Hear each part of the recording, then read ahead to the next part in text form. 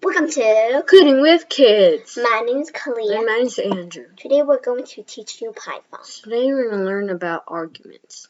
So first we're going to do def print args, then a star. So star args. So arg is basically arguments, and whatever you type here, you can type strings, floats, or any type.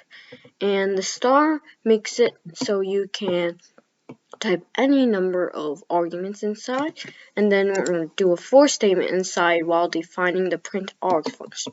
So for arg and arg, so as we said, the star makes it so you can type any number of arguments.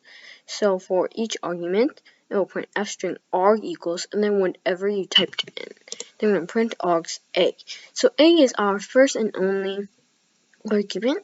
So do for args and args, it'll print f string arg equals a.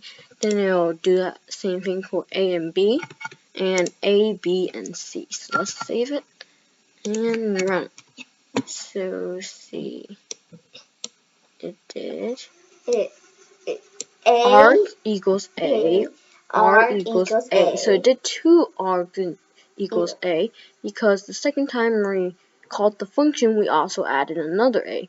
So it did arg equals b, arg equals a, and finally arg equals b, and arg equals c. That worked. So next we're going to replace the for statement with print arg. So for the first time we call the function, it'll print a, and it'll print the type of arg. So now let's save it and run it. So they had a class tuple, ab class tuple, and abc class tuple. So all of these are class tuples, and tuples are just like lists, but you can't modify them and you can't use list helper functions.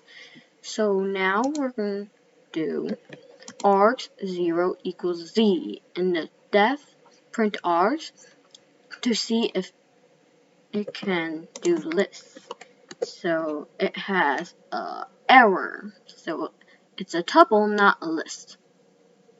So next we're going to do def print keyword args, then star quargs. So quargs is named arguments. Then we're going to do third equals quargs.get. So get is a function that will unlock something with the key third, then none. So none is a default value. Then if third is not none, it will print third arg equals third. Then we're going to do print keyword args first equals a. So the first time we call the function, it will do nothing because there's no third key. Then the second time we're going to do print keyword args first equals b and second equals c. The second time we call it, it'll also do nothing because it still has no third key. The last time we'll do print keyword args first equals d, second equals e, and third equals f. So now we have a third key, so it'll do third arg equals f. So save it and run it. So the third arg equals f. That worked. Well, that was fun, and that's it for today. Thank you for watching. Remember to smash the like button and subscribe. Bye-bye.